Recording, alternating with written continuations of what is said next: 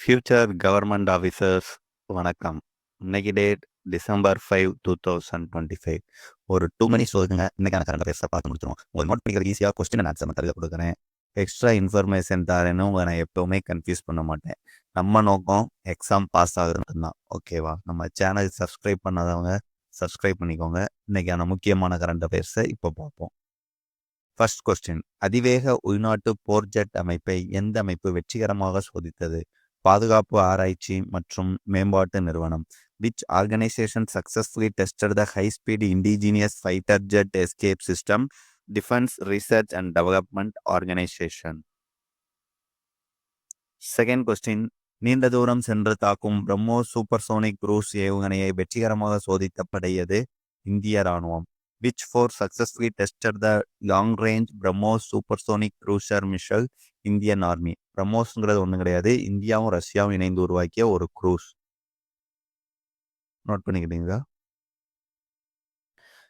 5 புதிய புவிசார் குறியீடு பெற்ற பொருட்களை சேர்த்த பிறகு தமிழ்நாட்டிலிருந்து புவிசார் குறியீடு பெற்ற பொருட்களின் மொத்த எண்ணிக்கை என்ன? After adding 5 new GI certified products, what is the total number of GI tagged items for Tamil Nadu? 74. இப்போ புதுசாக என்னென்ன ஆட் பண்ணியிருக்காங்கன்னா, பக்ரையூர் பருத்தி சாரி, கவிந்தபாடி நாட்டு சக்கரை, நாமக்கல் சொப்பு ஜாமா, தூயமல்லி அரிசி, இதெல்லாம் இப்போ புதுசாக ஆட் பண்ணியிருக்காங்க. ஃபோர்த் கொஸ்டின், இந்தியாவின் முதல் நீர் நேர்மறை விமான நிலையமாக மாறியுள்ள விமான நிலையம் எது? இந்திரா காந்தி சர்வதேச விமான நிலையம். Which airport has becomes India's first water positive airport? Indira Gandhi international airport. அதாவது நீரை வேஸ்ட் ஆகாம மறுசுழற்சி பண்ணி யூஸ் பண்றது. ஃபிஃப்த் கொஸ்டின், உலகிலேயே மிக குறைந்த வயதில் FIDE மதிப்பீடு பெற்ற சதுரங்க வீராங்கனை யார்? சர்வக்யா Kushwaha. Who has become the world's youngest FIDE rated chess player? சர்வக்யா Kushwaha. வயசு 3 வயசு.